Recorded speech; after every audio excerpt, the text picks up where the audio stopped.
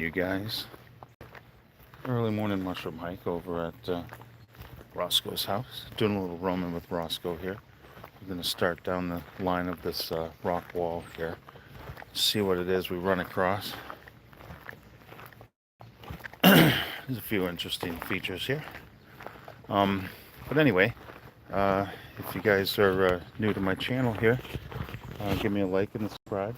Come on over and tell us your fungus stories or phobias, whatever it is that makes you interested in fungus, because we're always interested in all kinds of fungus. So we'll probably be here for close to an hour trying to admire the things that we're just seeing right around our own place here. So I appreciate you guys showing up and hanging out and elevating your mind.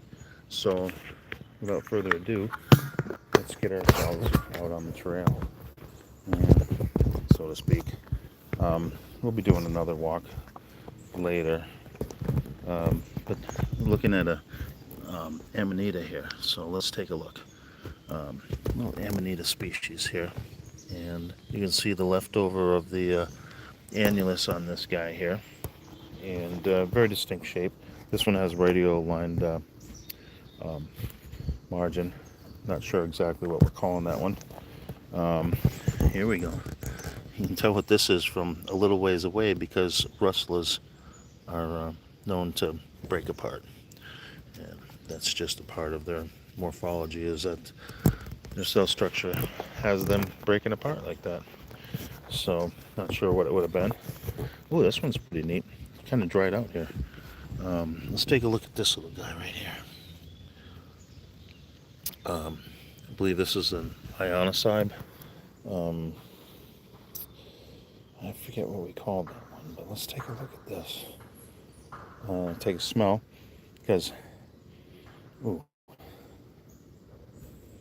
that one smells bad. Possibly because it is bad, but a lot of times they'll smell a little bit like corn, like green corn. But that one, I don't know. And I'm trying to think. We have a name for that one, but I believe it's in the ionocybe. But anyway, we probably should find some more of those and do a video on that. Let's see what we got here. This is a good one right here. Just found this one yesterday.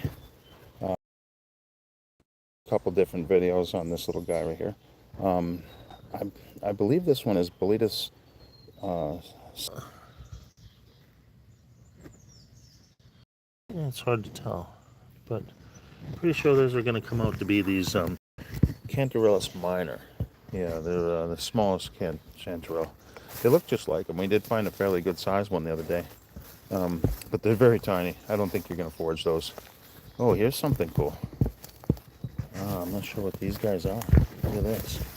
Kind of a golden color bolete here with a bumpy cap.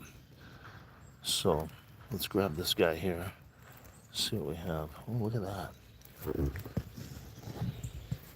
You can kind of tell it is getting older, but distinguishing factors here is the darkening bottom, the cleft foot, some of these tearaways on there. We got white pores that seem to be slightly unattached. But look at that bumpy cap on this thing here. So first off, let's give it a slice. And looks pretty good in there. We can get a little bit of structure, but it doesn't seem that we're going to end up having a yeah, it doesn't look like we're going to have any kind of bruising. Give it a bite. Let's just see there.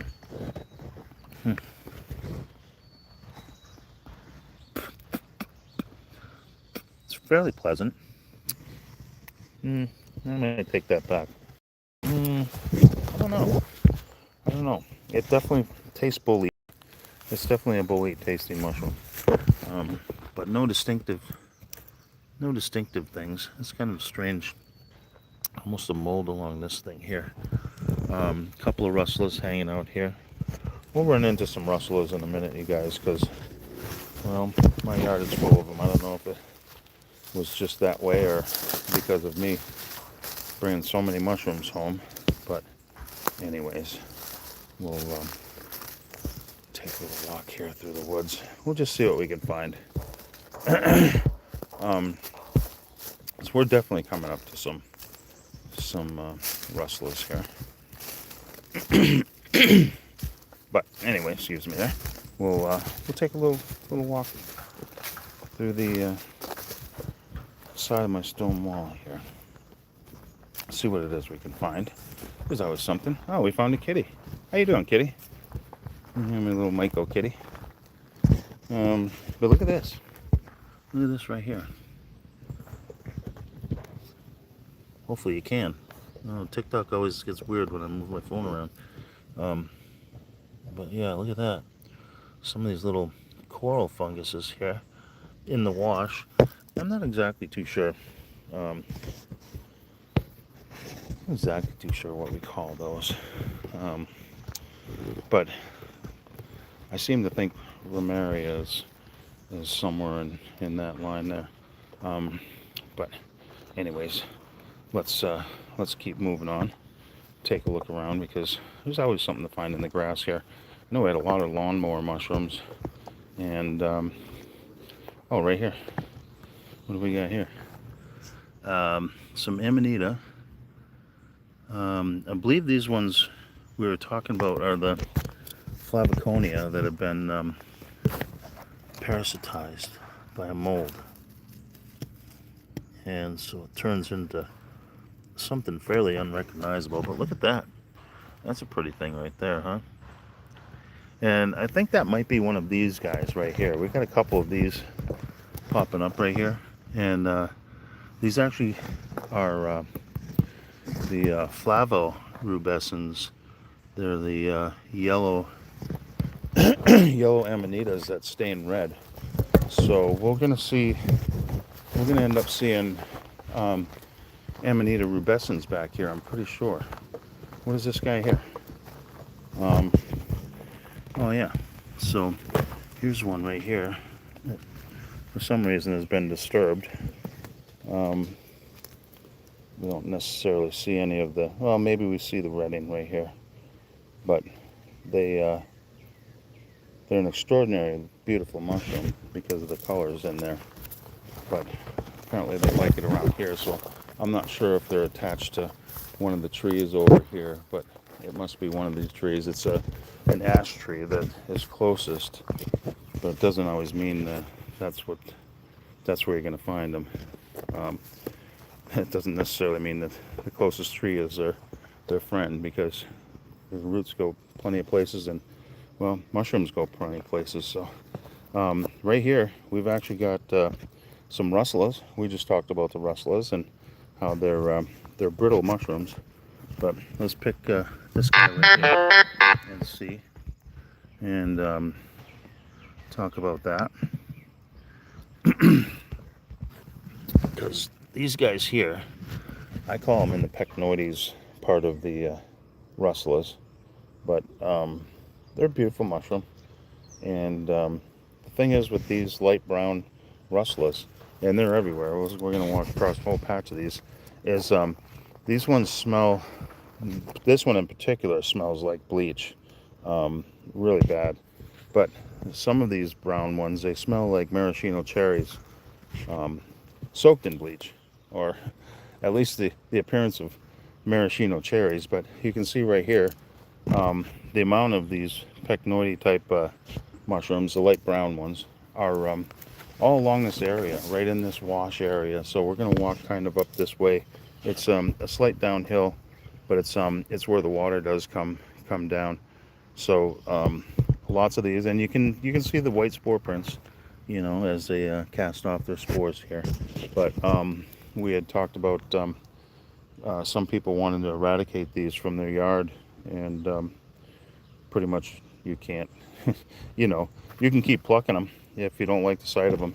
You can pluck them, but they're still going to be there. The whole idea is that the mushroom is a mat of mycelium that's underneath the ground here. So they're all over the place.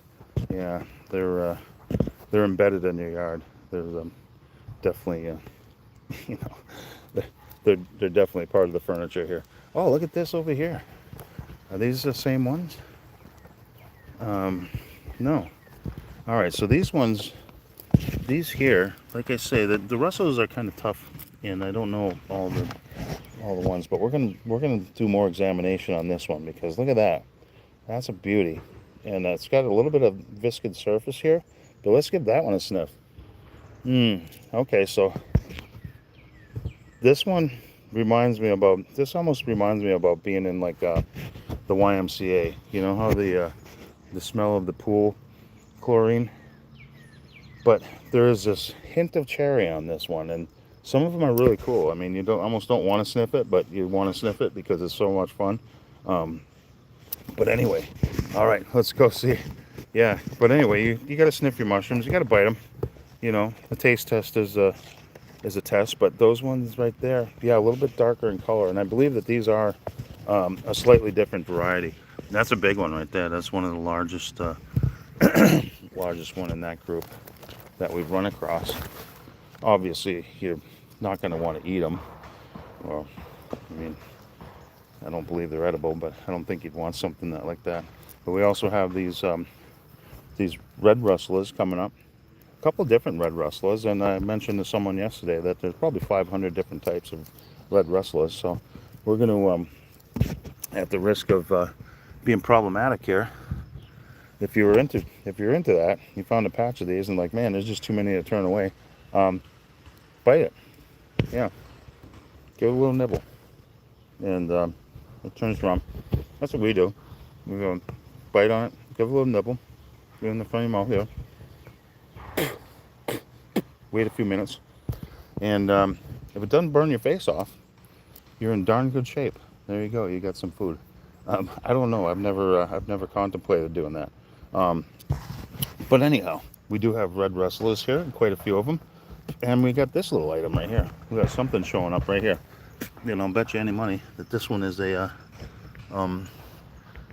gyroporus. And we can kind of tell the gyroporus. We're going to look for some gyroporus today. The blue staining one is on my video, but this one has almost a cottony webby stalk, which might lend to the name of the gyroporus.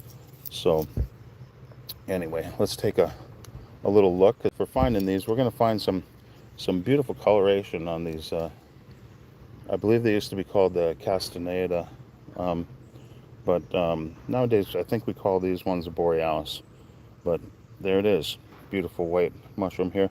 And the funny thing is about this is that usually we're not, just a gorgeous mushroom. But the reason we even know that they're around here is that almost every time we find those, we're finding the moldy version of them. For some reason, the mold loves to attack these things. So, let's see, yeah, right here. Right there, it gets a Christoderma mold, and it turns white, and then it turns totally yellow, and it doesn't make it a good edible, I'm sure. But look over here. Look at this. We're gonna find rustlers in all different colors, but look at this one here. That's gorgeous, and that one kind of faded already. But we had some that were in the purple coloration, and they can be used as an edible. The purple ones, especially if they are not spicy and kind of smell like shellfish. Well, they're kind of a substitute for crab or shellfish or whatever. But look at these guys here. Yeah, there's some cool ones, huh? They actually looked really cool yesterday, but these are the rubescens, the true rubescens. And let's take a look right here. We'll be able to see some of the red staining on this one. But look at that beautiful veil coming off of here, huh? I know. And look at that. Yep. See all the warding coming off of the egg. But there it is.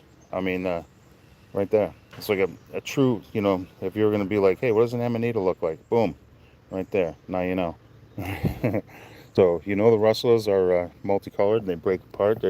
They're chalky stem, brittle gills.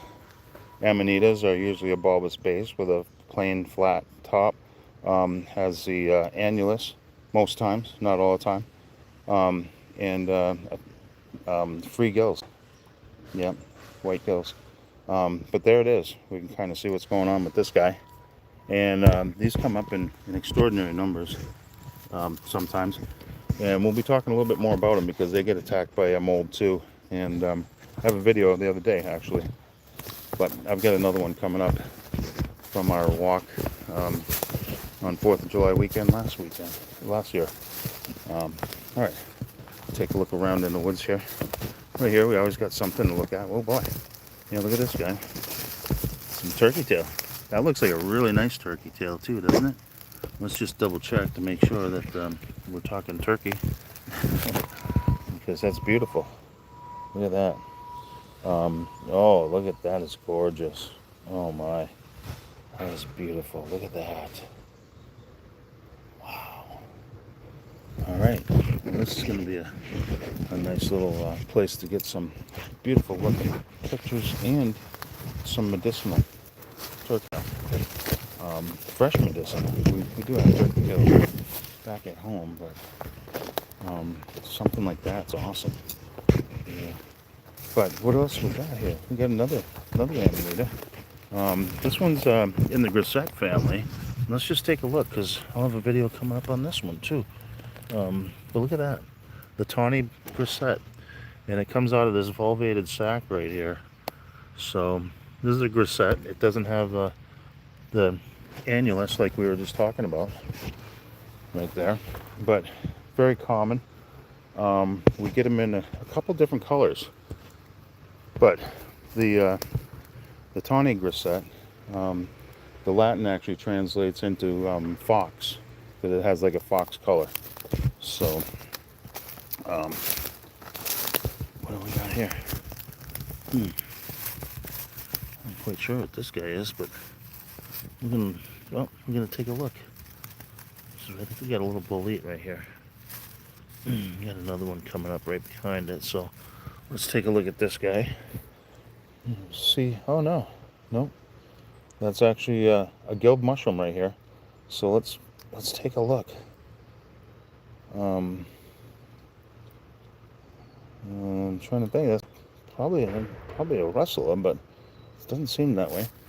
And it smells almost smells a little chemically. Let me take a bite. Well, let me take a bite of this one. All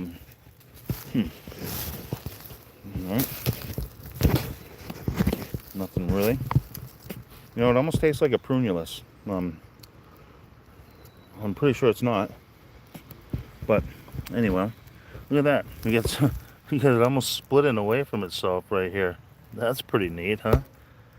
Yeah, we found some weird mutations out here. All right, let's round the bend and we'll head down the line here. Let's see what else we can find. You can see that, you know, that's what the fungus does. It drops these trees and it dissolves them into nutrients that can be used by everybody.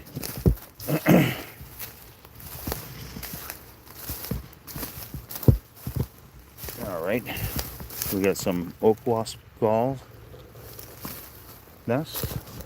We're going to end up having a pretty good flush of false turkey tails here, and you know, as you can see, they don't look anything like the other turkey tails, even though they're called false turkey tails. They're in a different genus. All right, let's go over this way, see what we can find. We're in a good area for black chanterelles, and I know that there's some over here because we shot a video the other day, but because of the weather, it's not a great example. I do have a video coming up today on finding black chanterelles, because usually when you find one, you're standing in a patch of them.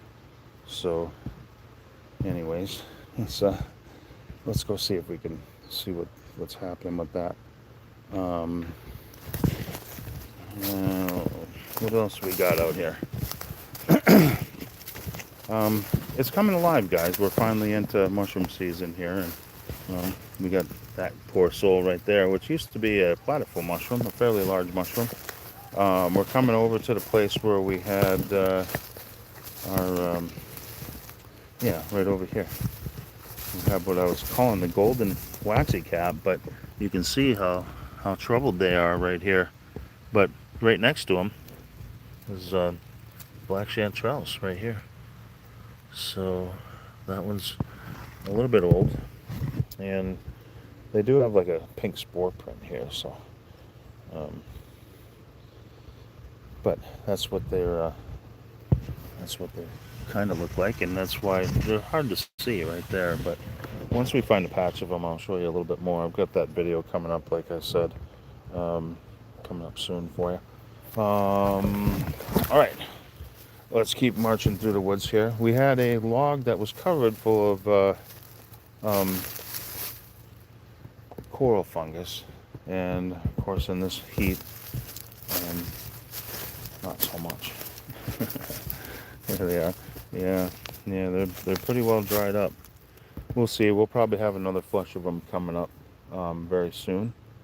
Let's take another little bit through here before we wind our way back into civilization.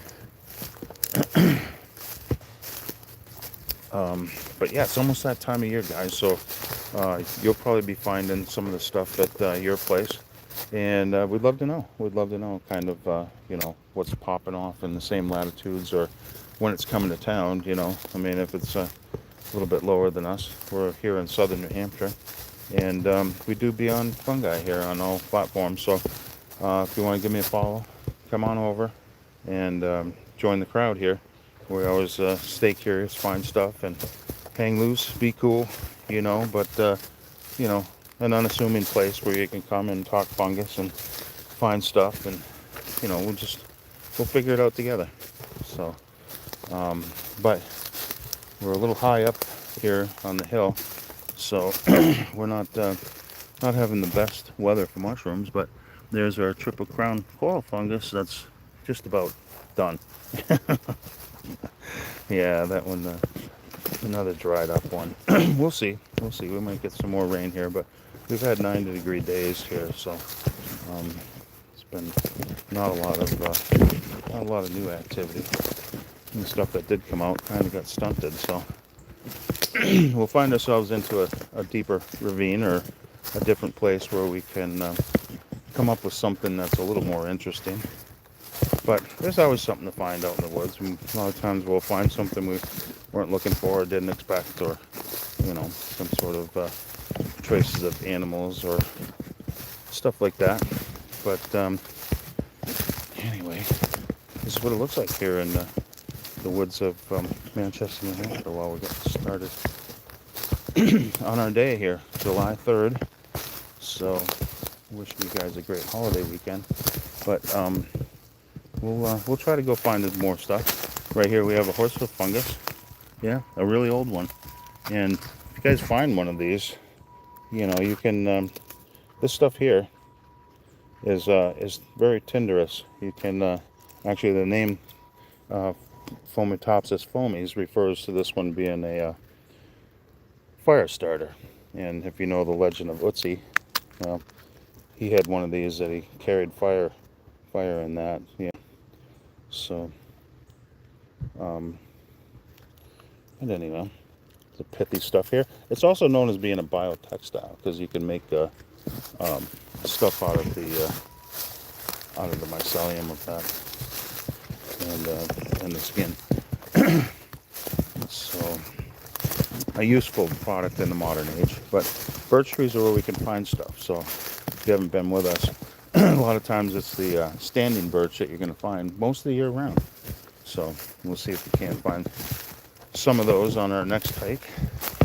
And this one has been dead for a while, obviously, so we're do still see the evidence of the birch polypore on here, but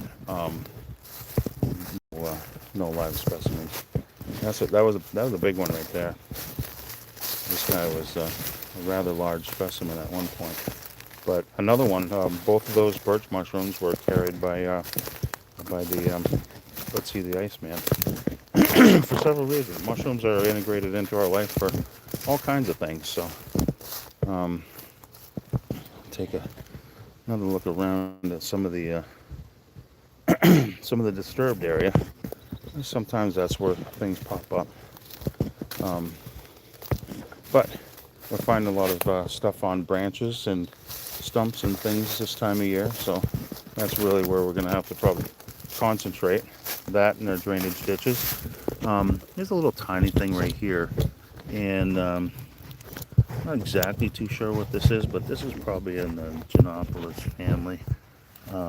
We had one the other day that was called the Sapiens, and that might be a tiny version of that one, but we'll find out right now. Watch this.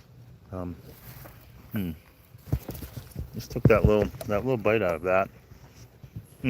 Christ. Yeah. I'm gonna say that's it. Man, that's bitter. And that's one of the identifying factors on these Genopolis gymnopilus, as I call them, which means naked top. And you can kind of see that's what's happening there on the naked top on that one. But wow, they pack a bitter punch. We are finding a lot of bitter mushrooms this time of year, so if you're into that. Another thing, here we have some sort of an angel wing, maybe in the Crepidosis family here. But a little PSA is, don't think you got oyster mushrooms. Please don't. Don't ever eat, even if they say edible in your field guide or whatever, don't ever eat some small white mushrooms like that. It's not worth it. And you're probably latching on to the wrong thing. They're definitely not oyster mushrooms. I have a couple videos on Crepidotus. But yeah, they're those small white angel wings can literally be deadly.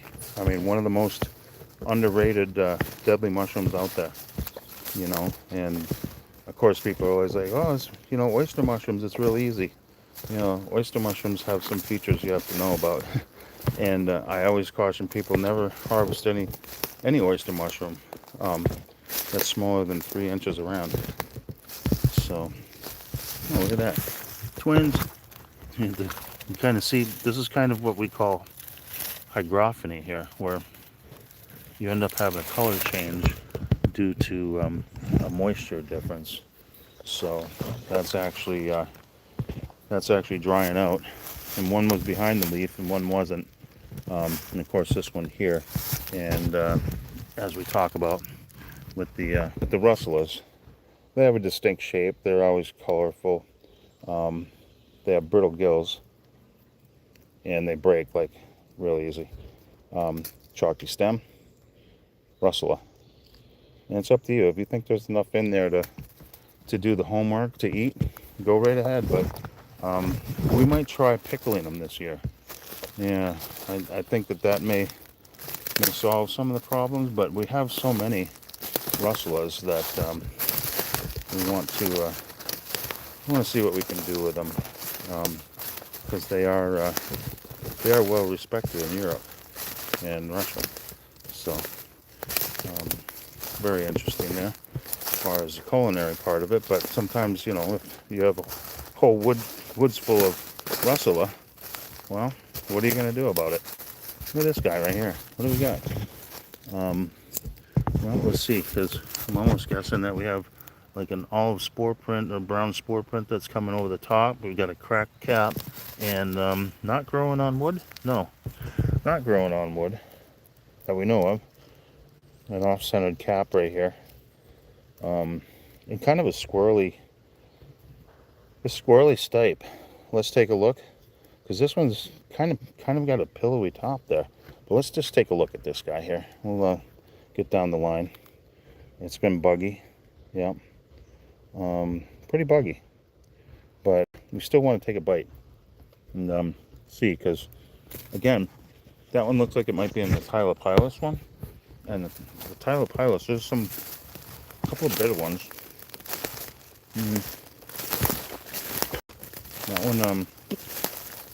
That one's kind of nutty.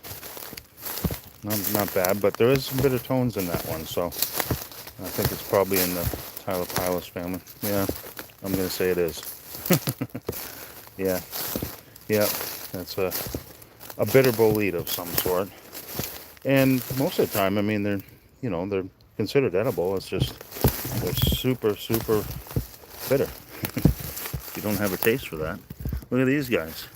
Look at these ghost pipes standing straight up right here. And we know that look how many there are. We know that the ghost pipes here are intercepting nutrients between a russula and a tree. So there's some sort of movement going on here of nutrients, and well, they want to be a part of it. And what do we got here? Yeah, an old platterful mushroom. Those guys are tough, and that's the thing, guys. If you end up, some of our Northwest friends are like, "Ah, I've never heard of that particular mushroom." They don't have the platterful out there, but they have the Plutus sylvanus, those type of ones. And the difference with that is that the Plutus stem comes, or Pluteus, a lot of people say, comes detached from the cap very easily.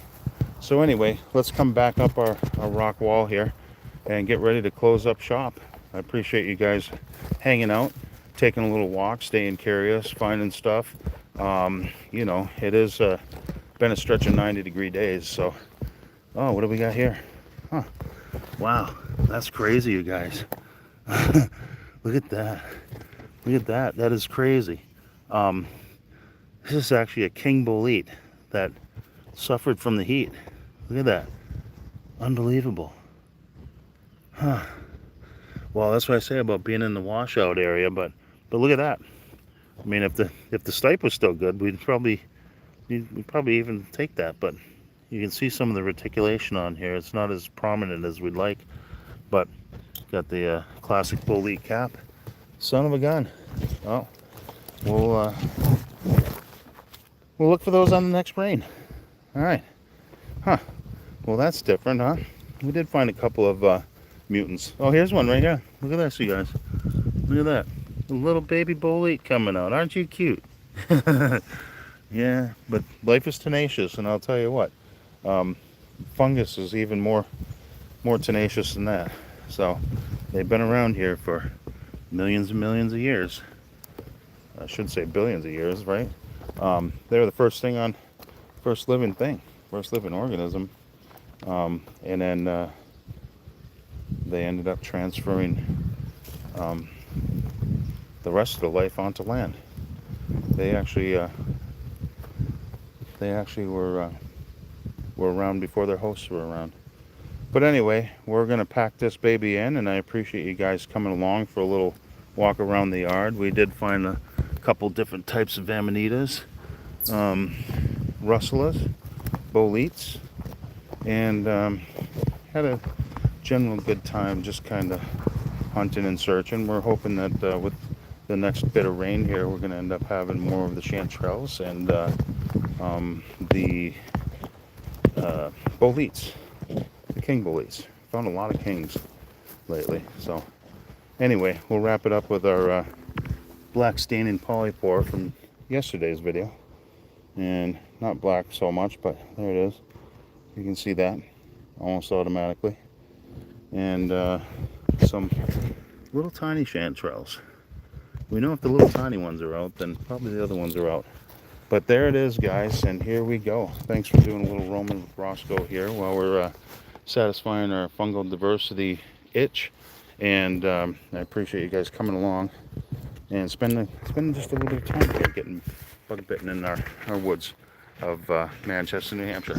But there we go. Thanks, guys. Have a great day. Enjoy, be well, and elevate your mind. We'll see you again. Bye. Stay curious.